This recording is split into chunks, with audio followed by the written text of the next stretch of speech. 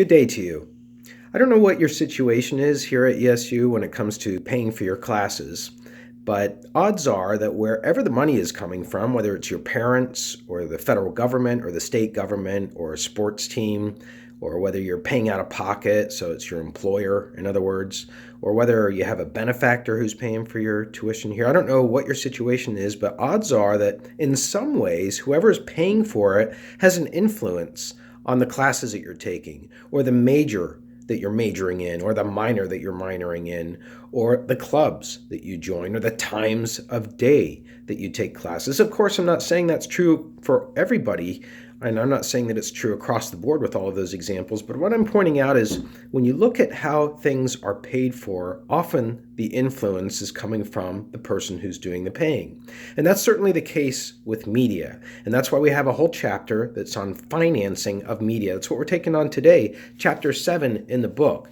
And it's really easy to overlook how big of a role that financing plays in a media system because we get so hung up on the content itself that we don't often think about, hey, wait a minute, we're sitting here watching a Super Bowl where a half an hour is dedicated to a special show within that show, and within that half hour, we actually have a separate show again, which is just advertisements being rolled out, and we celebrate those ads, and we rate them, and we talk about them the next day, and we criticize them, and we look them up on YouTube again. But guess what? That's actually a very effective money-making segment. In fact, $5 million is what it takes to purchase a 30-second ad. $5 million during the Super Bowl. So there's a lot of money involved in media, not just in the Super Bowl, but in all media, television, radio, newspapers, film in a different way. You don't have ads in the middle of films, but you do have product placements, where USA Today pays to be read in a scene that's in a film so that their brand is promoted. So we're talking about financing here today. And let's get into the different methods that you can finance a country's media system. The one that's really become the norm for media systems and is still gaining in popularity is just flat out advertising. It's got a lot of things that people like about it. They don't feel like they're paying for it directly when they're seeing an ad for a McDonald's or when they're seeing an ad for a new cell phone from a new iPhone. When people are seeing ads on bus stops and magazines, they're not thinking that they're actually paying extra for the product, but they are because the product manufacturer has an advertising budget. Nevertheless, advertising makes it more palatable to us psychologically. And it fits in very well with the libertarian philosophy because libertarian is all about freedom of the individual, right? So ads and the idea that they can be accessed by an individual and decided upon. You can decide whether you want to buy something based on a TV ad or not. It's not something being forced on you. That's the thinking that goes along with it. But the criticisms of advertising are quite plentiful, especially when you talk to academics. One thing is that it squeezes the regular content. That's a big criticism of advertising. Take a look at a news program. The national network news, so-called in this country, is at 6:30 every night. It runs for half an hour from 6:30 to 7, right?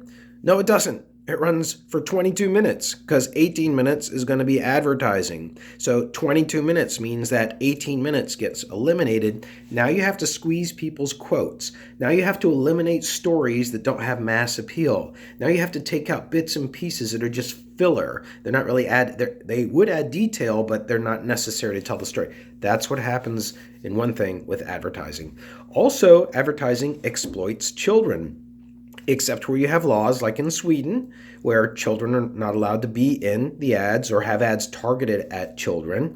But for other countries, children, like the E-Trade ads, they become childhood stars, and then they have managers, and then you get financial disputes and lawsuits, and children get exploited. They are not old enough to be able to determine their fate. Also, advertising dumbs down the content.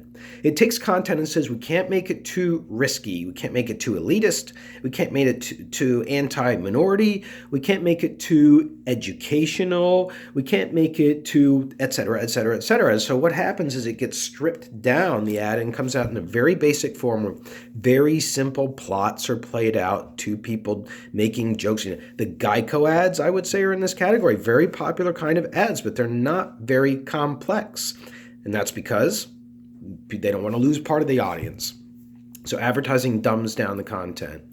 And also, advertising, finally, misleads customers. How many times have you gone to buy something that's supposedly something 99, and then next thing you find out there's an extra $15 on there for a tax or a surcharge or a hotel entertainment fee or an access fee or an accessory that you have to have that goes on. You know what I'm talking about, right? There's a misleading quality to advertising. There are many other criticisms of advertising as well, but can't spend the whole video on advertising, so we're going to move on. Just suffice it to say that most media across the world, if given the choice, will adopt an advertising model to pay for the content, although it's not possible in every country. You may just say, well, why not? Doesn't every country just do it?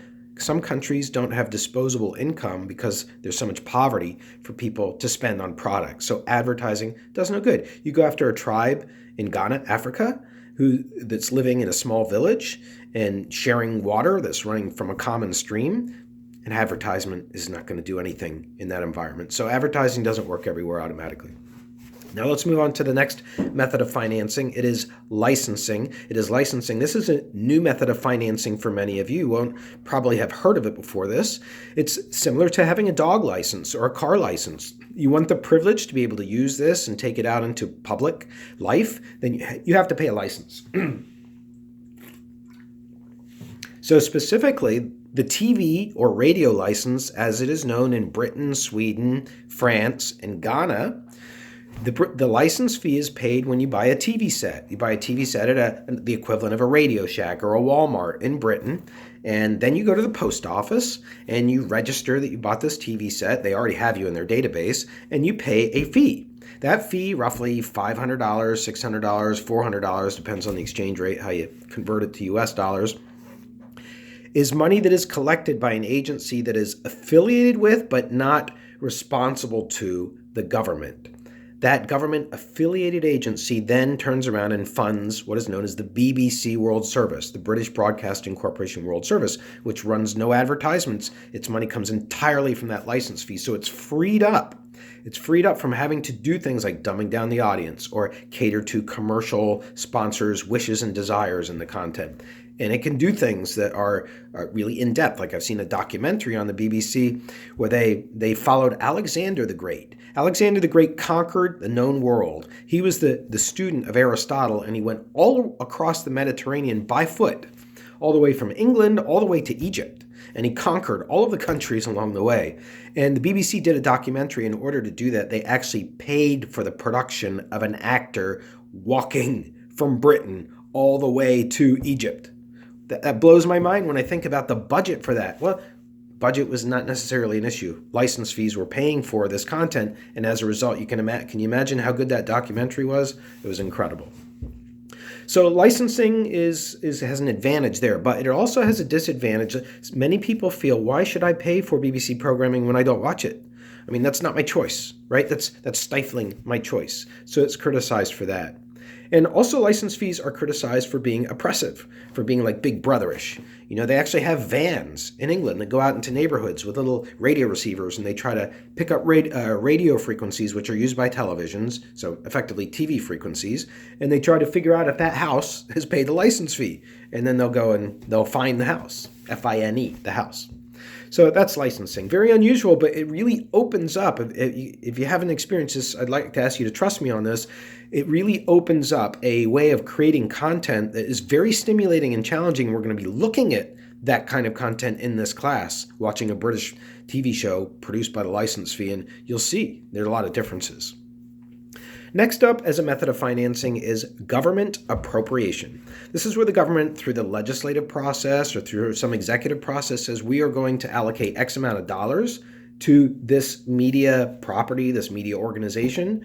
Or the government says we're going to give you some contributions to help you, like we're going to let you put your newspapers on our trains, or we're going to give you a special electricity rate to produce papers at your printing presses.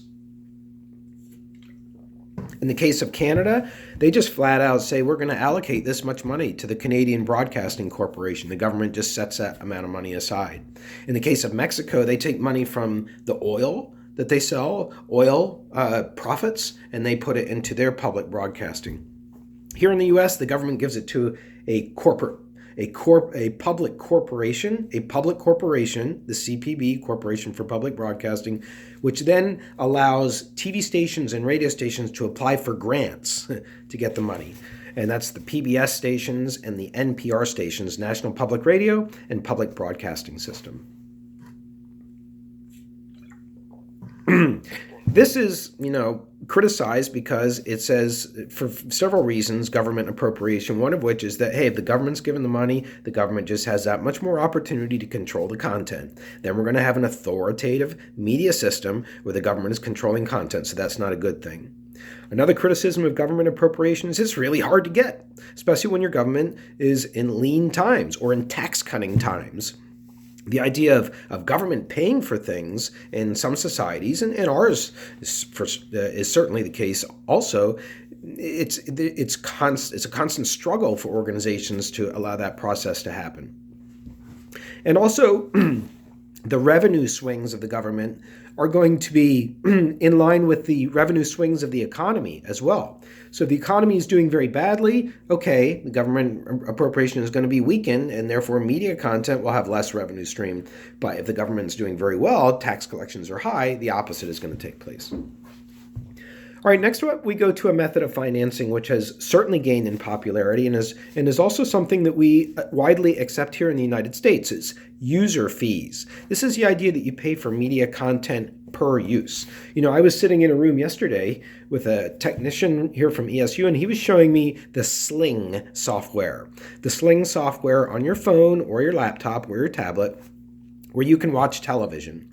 And you pay $20 and you get a menu of channels, which includes CNN and I forget the others that are on there, but 20 channels. And then if you want to buy extra, like a la carte, like I want a piece of pie along with this platter that I paid for at this buffet, then you pay an extra $5. And we accept that kind of modeling, right? We accept it with our cable television. We accept it to some extent with Netflix. We're going to pay per use. It's either as a subscription that we're going to pay for these services on a weekly, monthly, daily basis, or it's per use. I'm going to buy this newspaper at the newsstand, or I'm going to watch this boxing match on this pay-per-view TV channel, or I'm going to order this Showtime movie. That's the user fee. The criticisms are that it leads the content to be produced to the most narrow of audiences. Because people are, if they're only going to pay what they're going to watch and not pay for the public good, then you're going to have a splintering because people have so many divergent interests.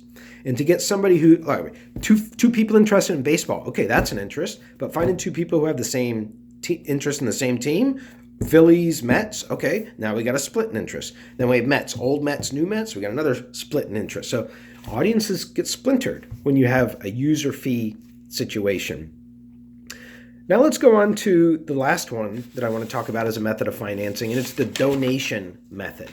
In the donation method, you ask for benefactors, for philanthropists, people who have a lot of money and they want a tax write-off, or they see themselves as wanting to do good in life, as well as the average citizen wanting to contribute to a public entity that is serving the good of their community, of the space that they live in. It's their moral responsibility. That's what the donation is all about. Unfortunately, what it often amounts to, especially in radio, is flat out begging, in my opinion. Please give money. You'll get this coffee mug as a token of thank you for your support of our network. Just $5 will get, and the airwaves are taken up. You can tell my commentary is coming out here, right? I think it's very demeaning to the content and to the prestige and the status of an organization to have to do that.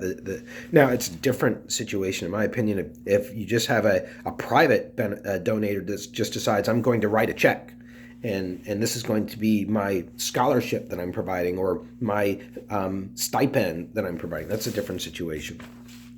Donations are criticized for that reason, because they are very demeaning to the organization, but like government appropriation, donations rise and fall with the economy. When the economy is doing well, people tend to want to give. When the economy crashes, like it did in 2007, people pull up. Also, it's criticized donations that corporations use this method to donate to an organization so that they can present a public image which is combating a public opinion out there. So, for example, Mobil Oil is a big sponsor of PBS programs and sponsoring nature-based programs because oil companies in general have a deep public suspicion that they are harmful to the environment. So donation seen as a kind of a political method that is unnecessary is another criticism that you can see there. All right, now what I want to move to in the back end of the video is I want to discuss each country and highlight some of the very unique attributes when it comes to the way that their media systems are financed. So we'll start with France. What makes France really unique, in my opinion, is it's got this combination of a government that's a very strong central national government, the de Gaulle government, interested in culture, in preserving culture, preserving the French language as part of culture, but also you have the government competing with commercial broadcasters.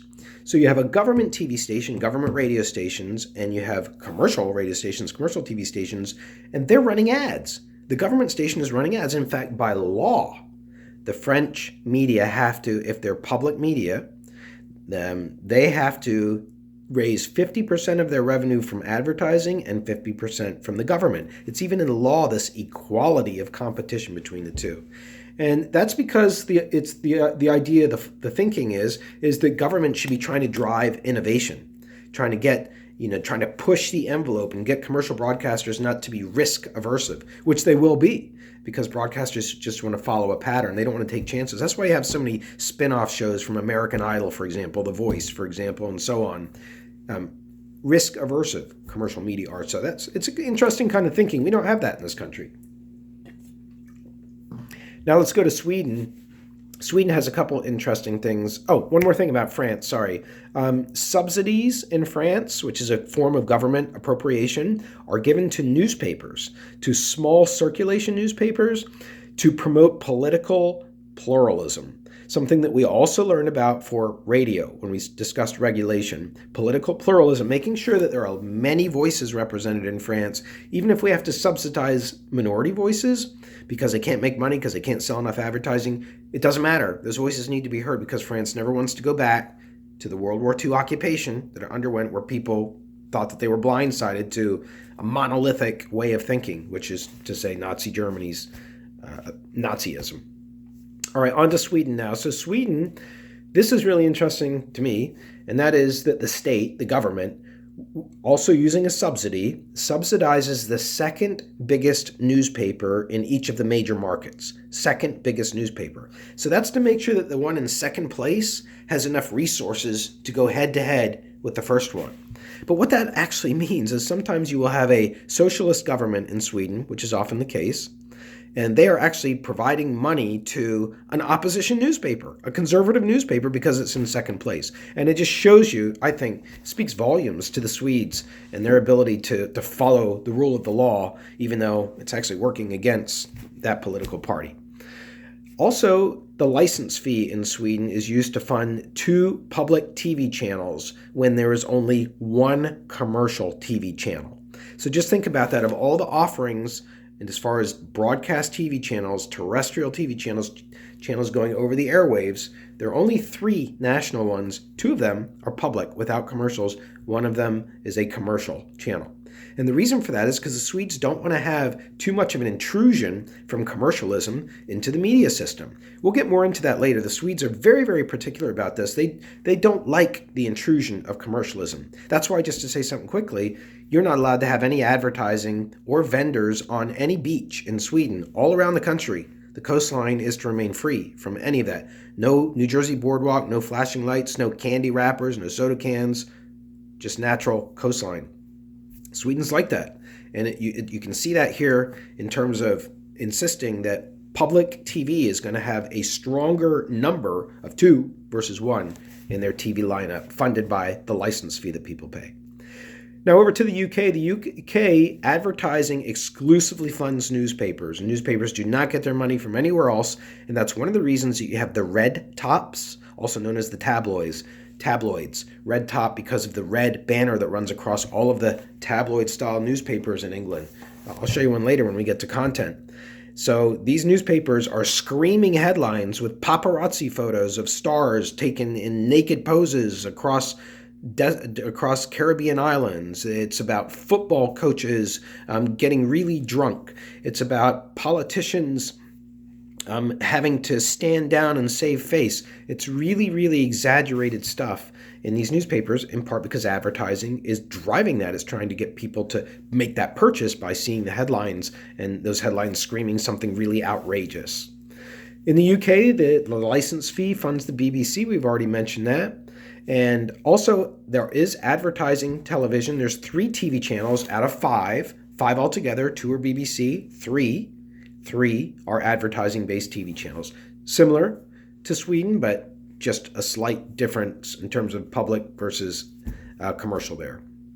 In the USA, I mean, we shouldn't need to mention this, but we need to probably, because we're just now comparing ourselves to others, right? And that is, advertising is the predominant method to fund almost every single medium in our country. Advertising is galore. I cite stats in my other classes that show that advertising occupies up to, we see 10,000 advertisements a week in the United States, through all the billboards, through all the websites, through driving up to an ATM and the advertising that pops up, through going to Wawa and advertising pops up on the screen there when you order your sandwich. Advertising is everywhere. It's really everywhere. Can't get away from it in the United States. And most television, most radio, most newspapers, most film, most magazines, most everything really is funded by advertising.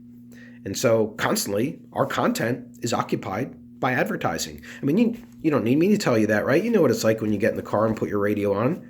How many times do you have to hit the search button until you can get to a song, right? Advertising.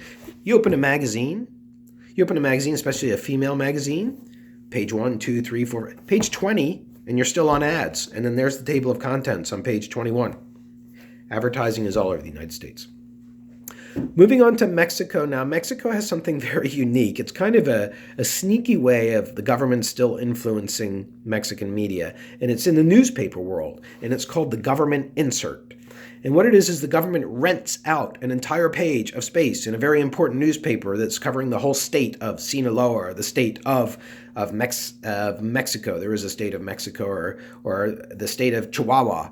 And that newspaper has this one-page insert from the government talking about the accomplishments of the government, the harvest of corn that was a bountiful harvest the last year, the eradication of this health epidemic, the increase in children in education.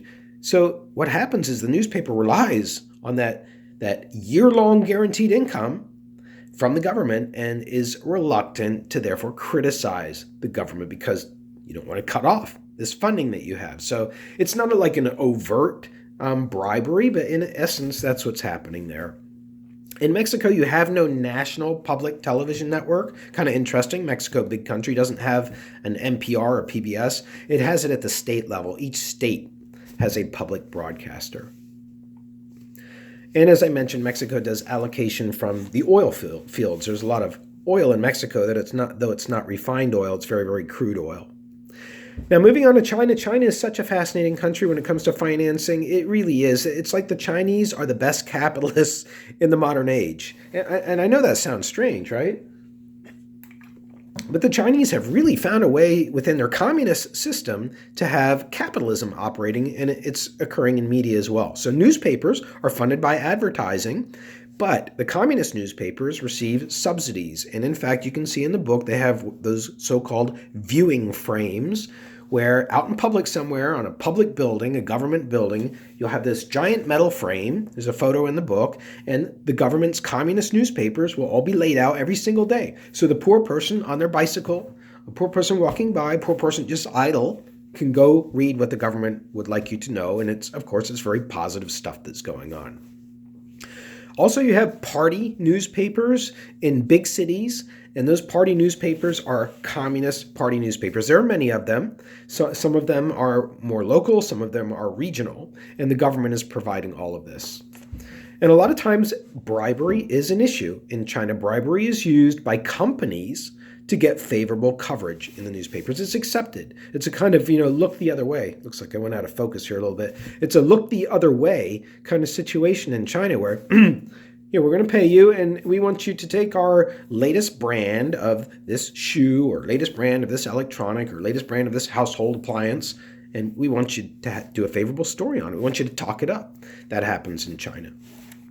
Government appropriation, that's going on as well in China. That's going on for communist media. It's going on to make sure that the party message is being spread on a consistent basis through newspapers, TV, radio, all media in China, making sure to reinforce that the Communist Party has the communist people's best interests in mind. Things are getting better. Relations with the world are improving. China is becoming more cultured. These are the messages of Chinese government.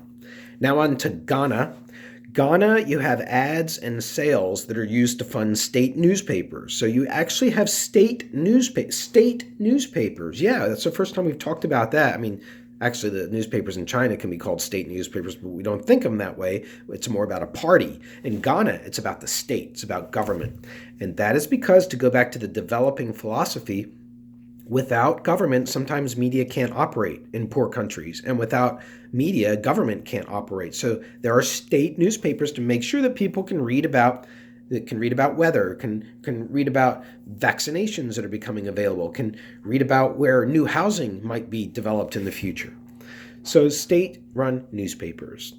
But then you also have a very strong private media sector. I hope that you recall that Ghana had that revolution, and the private media led the way for the revolution to get rid of the military dictatorship. And the private media were the ones that were criticizing government. They were the watchdogs of government. So private media has a very strong tradition in Ghana, although you have this problem of advertising not being effective. Advertising not being effective because people don't have the media to get to the advertising. Some oral tribal cultures in Ghana, those tribes, they don't read newspapers. They're not going to see a newspaper ad, right? Others don't have the money. They don't have the money to run to the store and buy a stick of gum. That doesn't speak to all Ghanaians, of course. We have many Ghanaians here studying at the university, ESU, in fact, but there are plenty of parts of Ghana that can be described this way. And also, Ghana being a developing country and a poor country, even though it has that license fee that I mentioned earlier, it has a difficult time enforcing that fee. Sending people out and catching people, can't put vans in the street like England does. Now that takes us to our final country of Lebanon. Here you have a lot of ads, you have subsidies, particularly political subsidies, and subsidies from individuals, and subsidies from corporations, and subsidies from politicians, and subsidies from ethnic groups. The word subsidy is being used kind of loosely here. It's supposed to mean, government assist, but really what it is this idea that you're supporting a media outlet to continue the content that favors your religion, your ethnicity, your company. So it becomes another kind of bribe. And in fact, politicians will, quote, rent out newspapers for a yearly or a monthly fee. They will rent out, they will buy a column. They will buy 2 or 3 pages that they and they alone get to control for an entire year. And that whole concept is very mind-blowing to me. Bribes are often paid to journalists to get favorable coverage as well. Very poor country. Journalists making almost a non-survivable income doing what they do as a professional.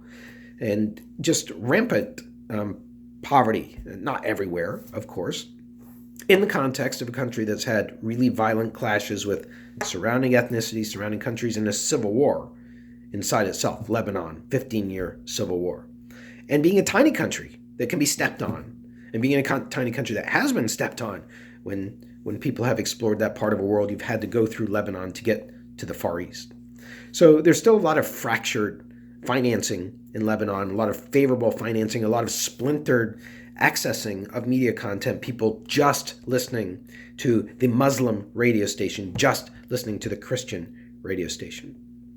All right, well, that wraps up financing. This was a bit of a long one, but financing to me runs very deep, and you must study it. It is, after all, those branches of the tree that are coming out from the trunk.